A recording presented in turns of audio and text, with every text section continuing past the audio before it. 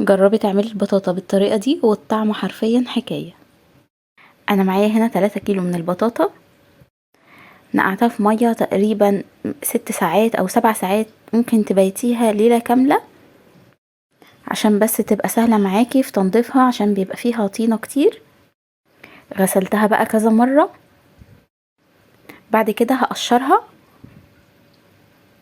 ونحاول كده ما نهدرش كتير منها واحنا بنقشرها. وهشيل الجزء اللي فوق ده والجزء اللي تحت.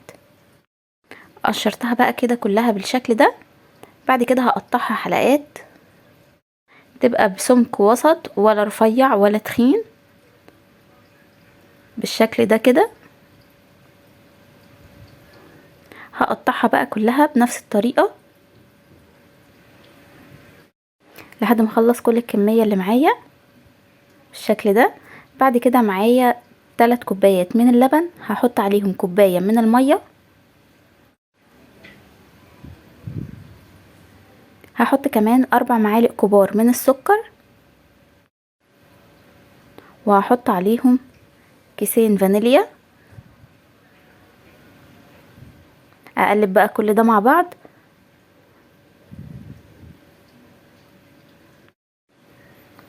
لحد بس ما احس ان السكر داب شوية.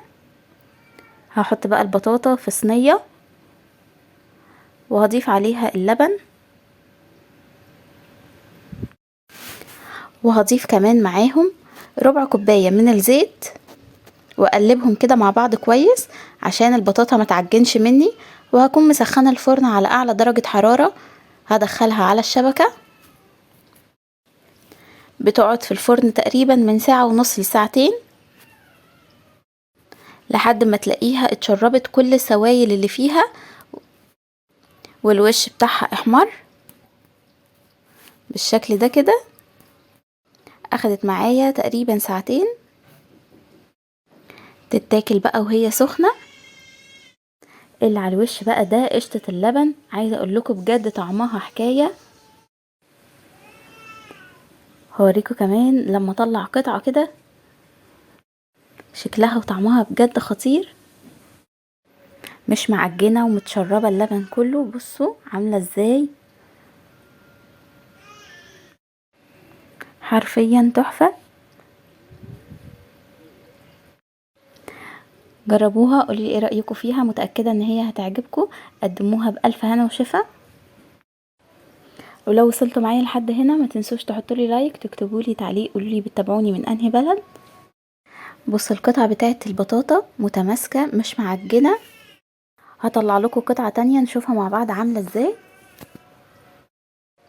بصوا بقى واخدة لون حلو جدا، حرفيا تحفة. كل اللي على الوش بقى ده قشطة، وواخدة لون حلو جدا وطعمها لذيذ.